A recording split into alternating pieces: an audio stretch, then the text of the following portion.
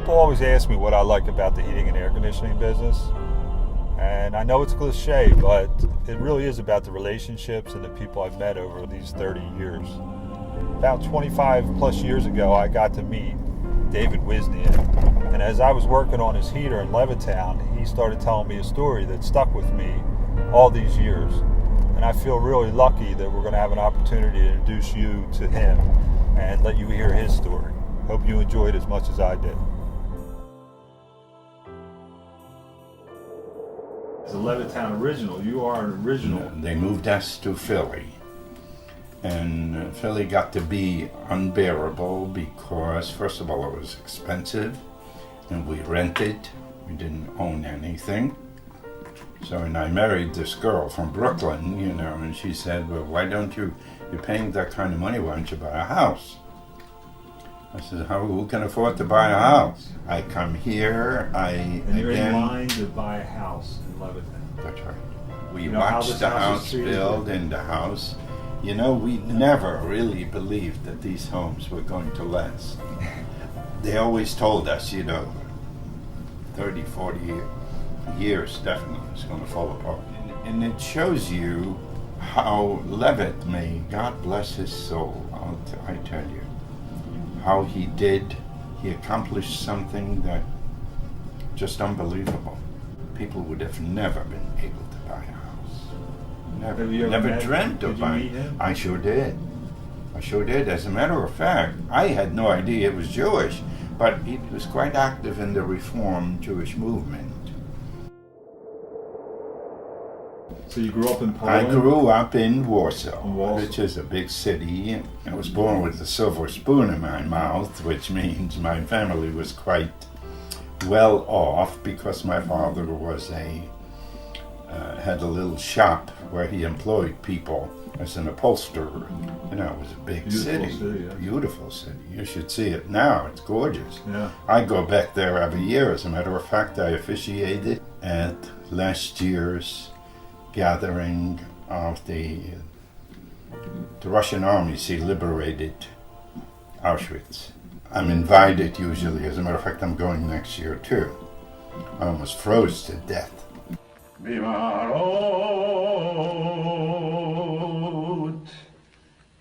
January 27th. You can imagine the frost. It was 10 below zero.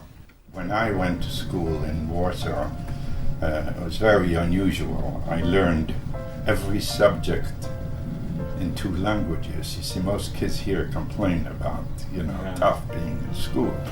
Every single subject, including arithmetic, was taught in 2 languages. As a consequence, I am fluent in English, of course, and Hebrew. And I became I sang.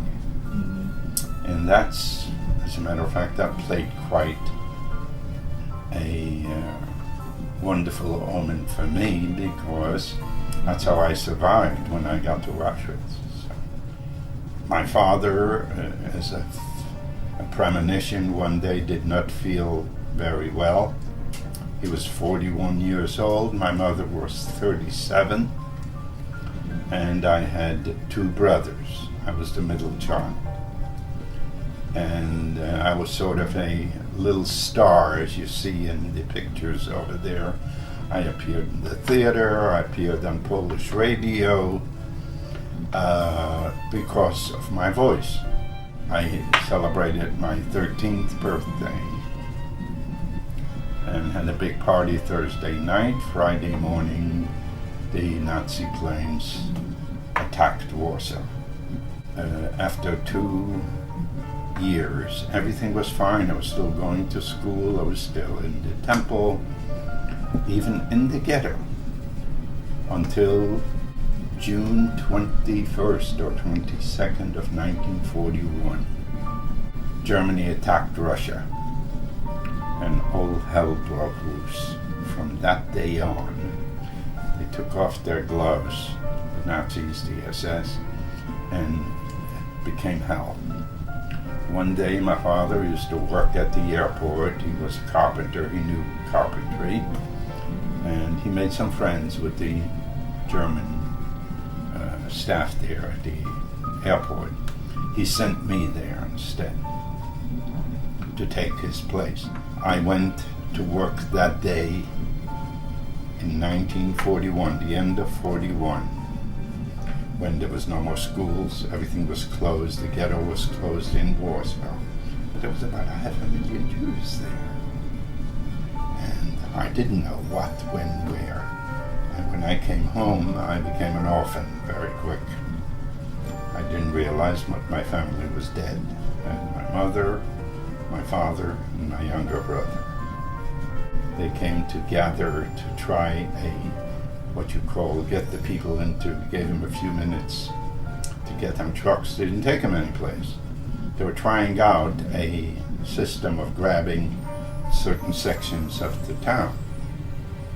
And my father obviously must have resisted, because my father wasn't docile, you know.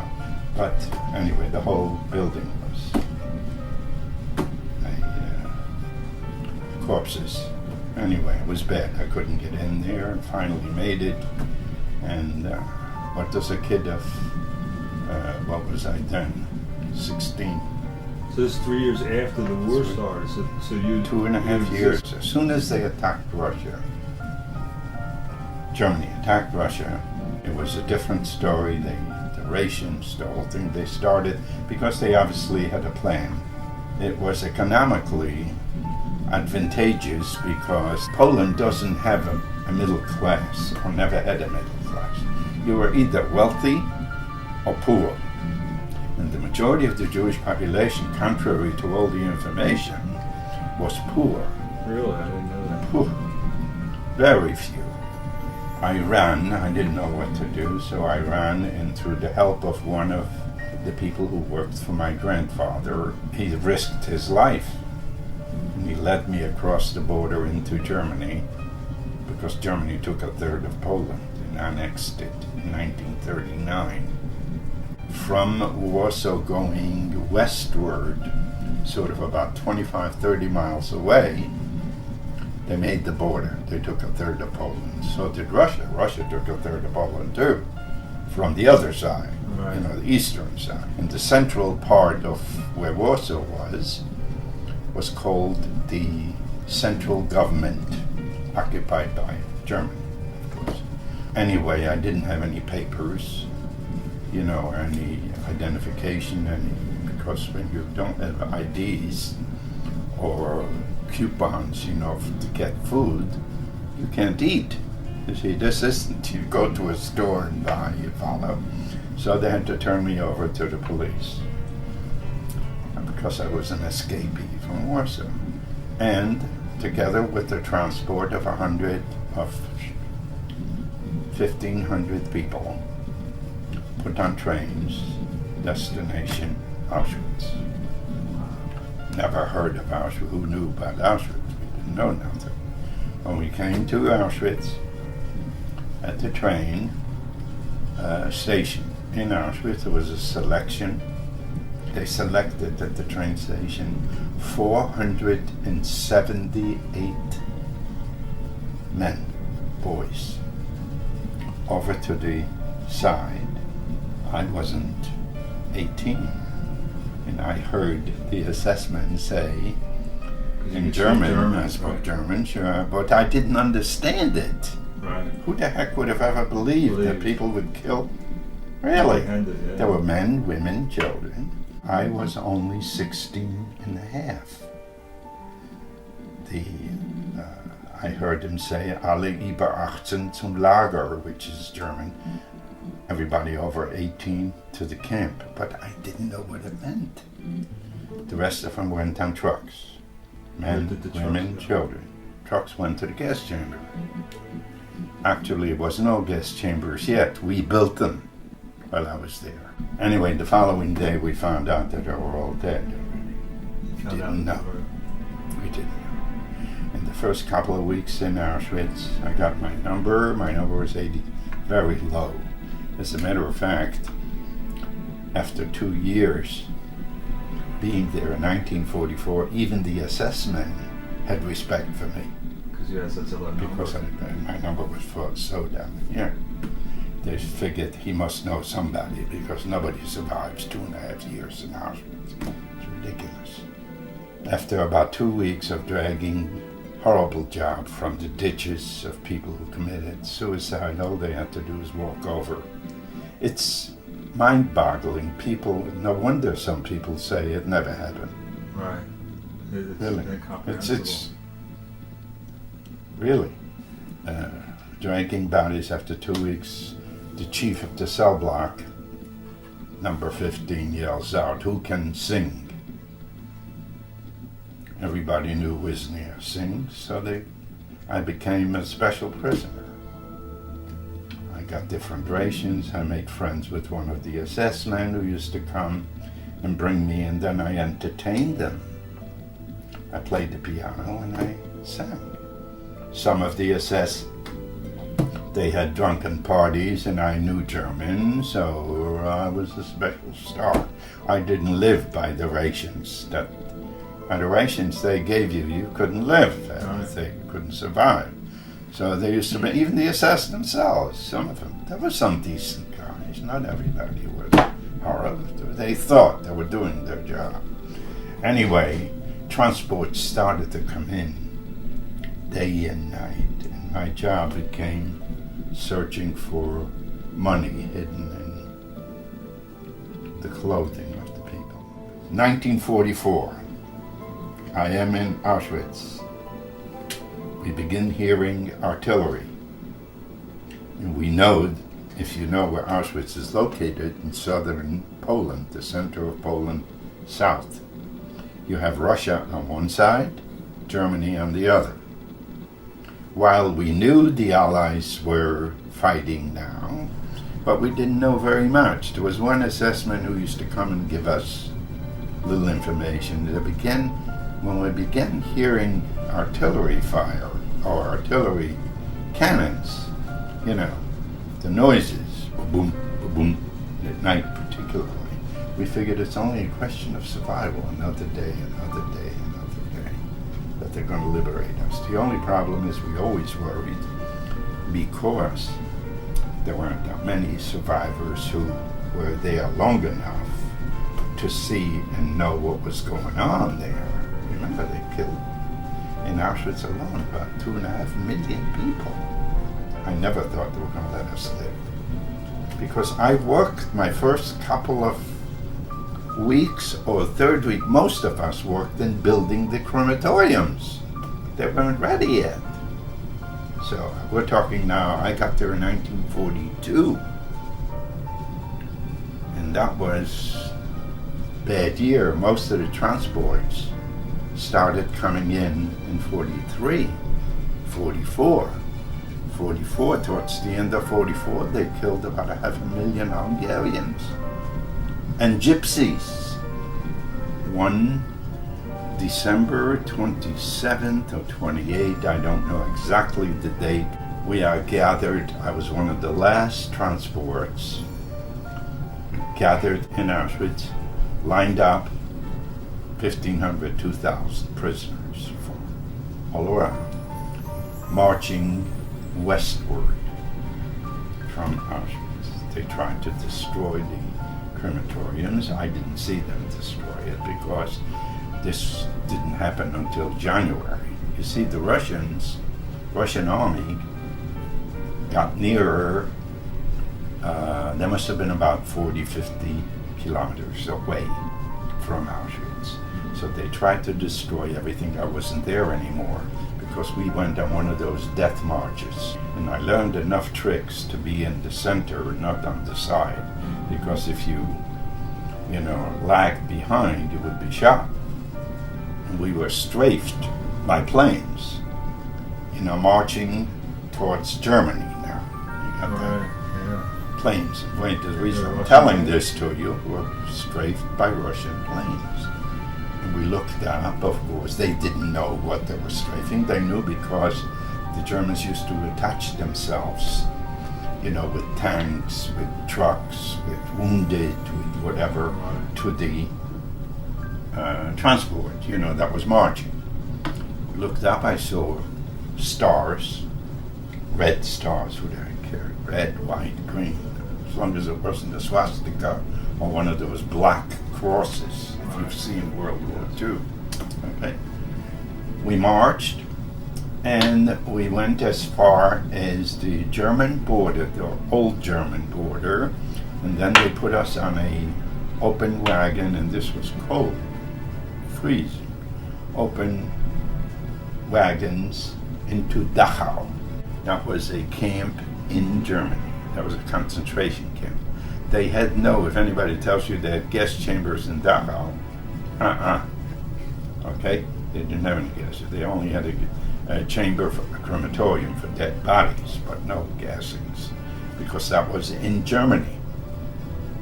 Come into Dachau and chaos, just like Auschwitz was orderly, death orderly, you follow me?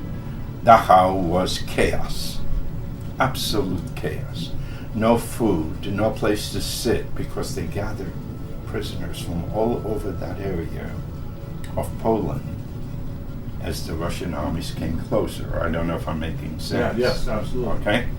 So I'm hanging around the main office because there was no place to sleep, no bunk, no nothing. I was only there for about 4 or 5 days in Dachau, and I'm looking for some way, how the heck do I get out of here? I heard that they are building underground bunkers for their planes, their Messerschmitts. You know, this is now January 45. Got that? January 45. One day I see a placard informing us that anybody who is strong enough to carry 25 pounds of cement,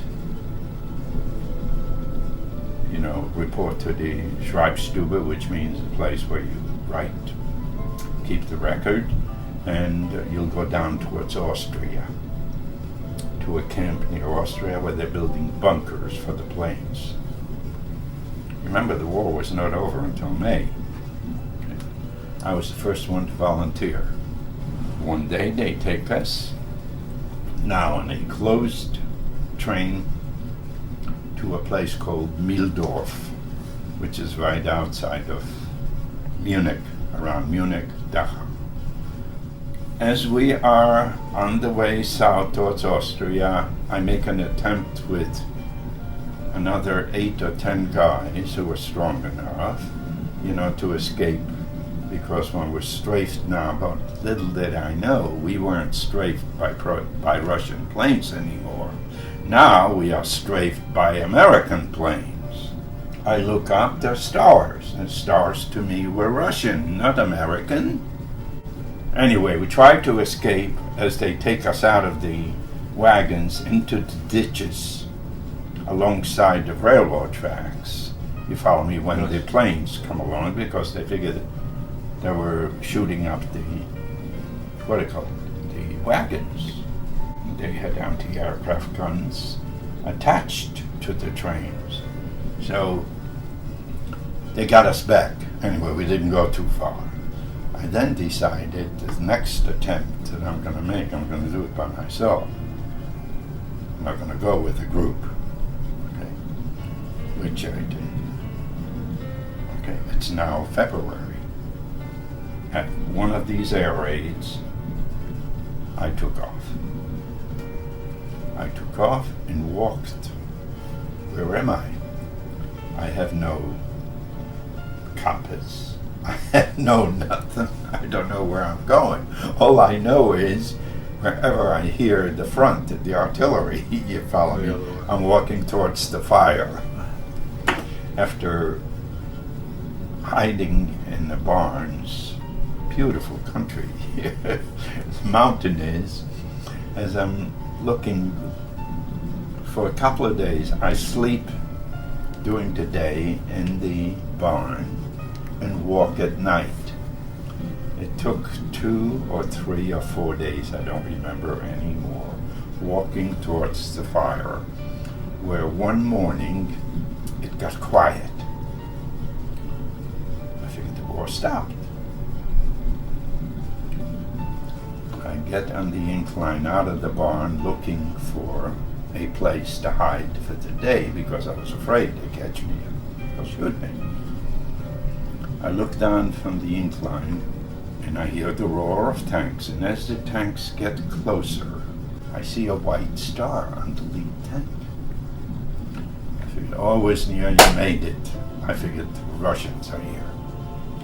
I start running with all my might down on my civilian clothes. Remember, I had stolen them before. Okay? Yeah. As I escaped from my civilian clothes. I get down, wind up in the ditch in front of the lead tank, and the whole column, you thought I was important, the whole column stopped. Very early in the morning, and there's a kid. The only thing that gave me away is no hair, because they used to shave our head. Okay? The lead tank stops, and the whole column, there must have been about 15 or 18 or 20 tanks with trucks with all kinds of stuff. The hatch of the lead tank opens. The whole war stopped for me. Climbs out Captain James L. Walker from South Carolina. I look at him and I saw the star on the tank. He comes over to me and I said, "You Russian?" Remember, my English was very halting. When you learn a language, what do you learn? You learn 30 words, or you learn words. You don't learn sentences. And he, in this southern accent that I never heard before in my life, said, "Yeah, man, yeah, you come from, where escape?" All I hear is, escape, escape, escape. I knew what he meant. He knew immediately I escaped from somewhere.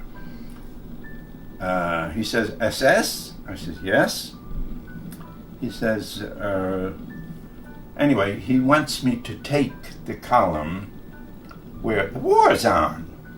Okay, you're talking now about March. That instant, he wanted you to lead them to where... He wants me to lead them to tell them where did I escape from and was it guarded by the SS? Yes. Okay. But I couldn't understand him. Right. So I had to brainstorm, and I'm telling you, the whole column stopped. I said, "Wait a minute." He says, no, Russian. He says, "I'm American." I said, "American?" I said, "Star." He says, "Yeah, star, white star." White, I care, white star, green star, red star. I remembered the stars used to strafe us that were Russian. I had a crazy brainstorm. I says, "You American?" I says, "Any Polish?" He says, "Yeah, we got one." Yells down, "Fred Wilczek! Fred Wilczek!" He yells down and they keep on relaying, "Fred Wilczek." A jeep comes alongside of the column with Fred Wilczek. Fred Wilczek is from Pawtucket, Rhode Island. Fred comes up in his jeep and he comes over to me and he starts talking Polish to me. His Polish was worse than my English. Couldn't speak. So I said, "Anybody Yiddish?" That's what they say, Yiddish, not Jewish. They don't use that word in Europe. He said, "Yeah, we got one." He yells down, "Harry Wiener! Harry Wiener!" Another Jeep comes up. I'm telling you, it's a classic. Oh, this is. Harry Wiener comes driving up. Harry comes over. This is the 101st Airborne. Comes over. He starts talking Yiddish to me. His Yiddish was worse than the other guy's Polish. You can imagine. Can't talk to them. But I figured, if he's got somebody he's trying to talk Polish, somebody's trying to talk Yiddish, it's not German, no. They put me in the Jeep, got me down to the end. I went on an open Jeep. Imagine, this is the end of February, beginning of March, right? I never left that outfit until I came to the United States. I became the official interpreter. I have papers. I wore officer's coat, which means I ate in an officer's mess hall, not with the GIs. What's You're so 18 funny? years old now, right? I'm You're 17 or 18. Sure, Wow. sure. 18, Yeah. 18. Yeah, sure. Wow. We then went to Paris. I became in charge of the PX in Versailles, outside of Paris. You also, before that, you made it to it was when Hitler's Wolfsden or whatever. You Oh, were there, they and that gave was- me. that. I mean, how many movies? They is taught that? me. They taught me how to use. First of all, they taught me how to. I became the formal interpreter, and I picked up English like that. Of course, I couldn't speak anything else. Okay, I became one of the boys. How many people in the world can say in the history that they were not only a Auschwitz survivor, but a World War II? World War II. You were in history That's right. with one of the That's right. greatest decorated units in I U.S. came history. here. I came here in the army. You should see the honors they give me. And I now do. I'm the formal singer of the national anthem at the conventions of the 101st Airborne. They love it. And you should see how they introduce me. They still call you Little David. Little David. And their home.